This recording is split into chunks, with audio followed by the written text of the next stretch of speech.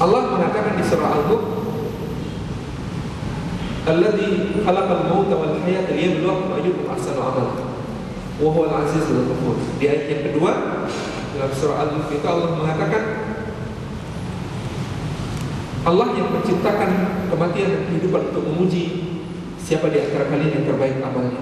Baik saja tidak cukup. Jadi hidup ini memang kompetisi, bahwa kemudian yang dicari oleh Allah Subhanahu wa taala, yang ingin dilihat oleh Allah adalah yang terbaik yang bisa kita lakukan. Kemudian Allah juga mengatakan di dalam surah Al-Kahfi ayat yang ke-8, "Inna ja'ala ma'al ardi zinatan laha linabluwahum ayyuhum ahsanu amala." Kami jadikan segala yang ada di atas bumi itu sebagai hiasan baginya untuk menguji siapa di antara mereka, manusia itu, yang terbaik amalnya. Diberikan waktu oleh Allah dari hidup sampai mati. Status Facebook saya pagi ini ngutip Victor Hugo, mati itu bukan masalah, yang jadi masalah adalah tidak hidup. Mati itu bukan masalah, yang mengerikan itu kalau kita tidak hidup. Nah, Allah juga mengatakan bahwa bumi, langit, semuanya isinya dijadikan oleh Allah sebagai fasilitas untuk apa? Juga untuk menguji manusia siapa yang terbaik amalnya. Bahwa di dalam yang terbaik amalnya itu Allah memberikan fasilitas berupa waktu dan sumber daya untuk kita gunakan sebaik-baiknya dalam beramal. Inilah perlombaannya Allah menjadi juri sekaligus panitia. Andaikan Anda datang ke sini begitu ya, dari UI atau kalaupun begitulah, ada lomba lari di UI begitu, lomba lari keliling kampus UI, berapa hektar sih? 100. Katakanlah lomba lari keliling kampus UI, atau ya keliling fakultas MIPA saja lah, keliling komplek fakultas MIPA. Anda panitia, peserta sebelum mengikuti lomba disyaratkan untuk mendaftar dan akan mendapatkan nomor dada sekaligus nomor punggung tercatat di dalam daftar peserta. Nah, lalu kemudian kita datang dari Jogja, saya misalnya, tiba-tiba saja gabung ke garis start dan begitu peluit dibunyikan tanda lomba dimulai, saya langsung ikut berlari dari awal sampai akhir. Dan hebatnya adalah saya kemudian paling depan sampai garis start, sampai garis finish gitu ya. Sampai garis finish paling duluan. Nah, kira-kira teman-teman sebagai panitia akan memberikan hadiah bagi juara pertama itu untuk saya kan? Ya tergantung Anda kan gitu ya. Artinya begini, Allah Subhanahu wa taala memberikan kepada kita sebuah perlombaan dalam kehidupan, dan Allah meminta kita untuk mendaftar. Maka dalam kehidupan ini ada orang-orang yang mendaftar, ada orang-orang yang belum mendaftar. Kelayakan kita untuk dinilai oleh Allah Subhanahu wa taala masuk daftar nilai atau tidak adalah pertama-tama ditentukan dengan apakah kita mendaftar atau tidak. Sebagaimana teman-teman ketika menjadi panitia, meskipun ada orang yang larinya begitu cepat sampai garis finish paling duluan, tetapi kalau dia tidak mendaftar, tidak menyerahkan uang pendaftaran, tidak melengkapi administrasi syarat pendaftaran, tidak kemudian mendapatkan nomor dada maupun nomor punggung, tiba-tiba kemudian ikut berlari dan sampai garis finish paling duluan, itu mungkin tidak akan diberikan hadiah, tidak akan diberikan penghargaan.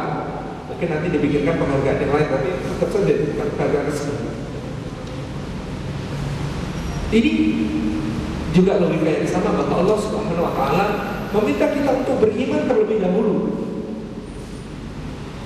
untuk yakin kepada panitianya, untuk percaya kepada jurinya terlebih dahulu sebelum kemudian kita mengikuti perlombaan itu. Dan Islam dengan kalimat syahadatain, dengan kalimat syahadatain itu menjadikan inilah yang kemudian menjadi pendaftar lomba. Logika yang sederhana ini dulu dipakai oleh wallahu a'lam bishawab, karena kitab Babat itu bukan sumber sejarah yang kemudian harus bisa diterima 100%. Sunan Kalijogo ketika kemudian menggelar berbagai macam pertunjukan wayangnya di berbagai macam daerah, itu dia memberlakukan tiket masuk untuk bisa nonton pagelarannya. Apa tiketnya masuknya? Tiket masuknya adalah mengucapkan asyhadu an la ilaha illallah wa asyhadu anna Muhammadar Rasulullah. Nah, kalimat ini juga yang kemudian menjadi tiket masuk kita. Syarat pendaftaran yang kita ambil untuk kemudian kita bisa dinilai dalam perlombaan yang Allah Subhanahu wa taala menjadi juri sekaligus panitia. Nah, maka kasihanlah di dunia ini, sayangilah di dunia ini orang-orang yang tidak mendaftar, tetapi mereka begitu luar biasa di dalam memberikan kontribusi dalam berlomba. Orang yang tidak mendaftar tetapi begitu bersemangat di dalam meraih yang terbaik di dalam perlombaan itu. Terbaik dalam kedermawanan, terbaik di dalam segala amal baik yang diakui oleh manusia. Itu orang yang patut dikasihani. Tetapi lebih kasihan lagi orang yang sudah mendaftar tapi duduk-duduk di garis start. Mas, kok nggak ikut lari mas? Nggak apa-apa, nanti kan garis finishnya juga di sini tahu kita keliling. Orang yang kemudian di dalam KTP-nya tertulis Islam, orang yang merasa sudah mengucapkan 2 kalimat syahadat.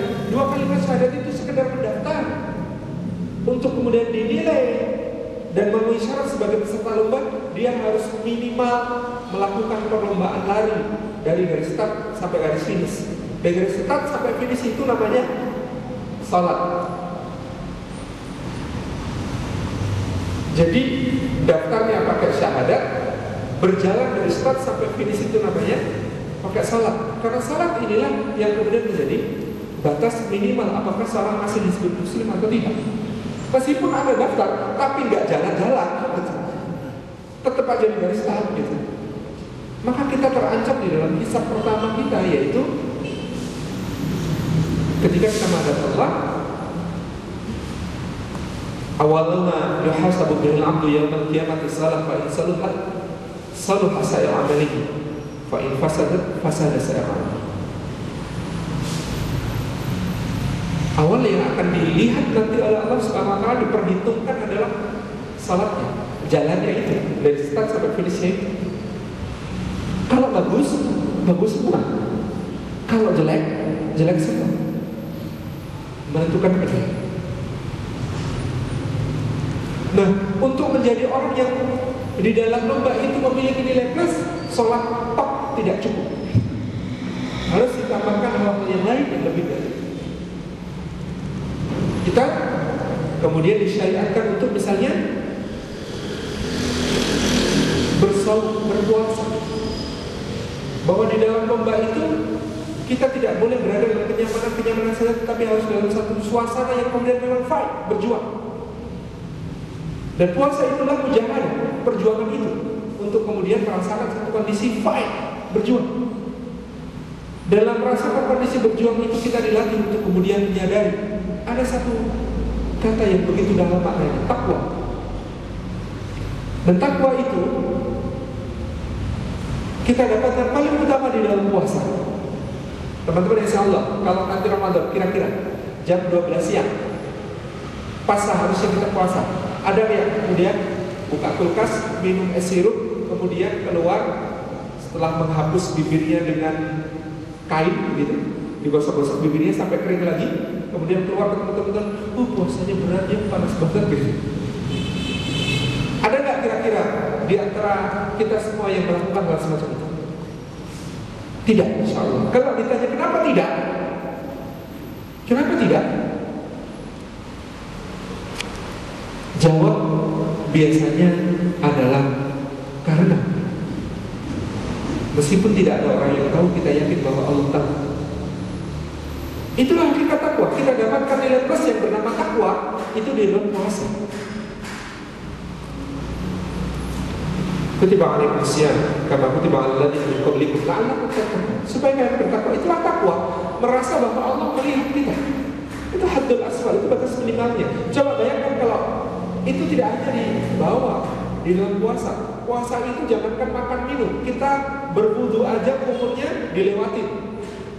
Sikat gigi malas. Kenapa? Biar aroma kasturinya murni gitu.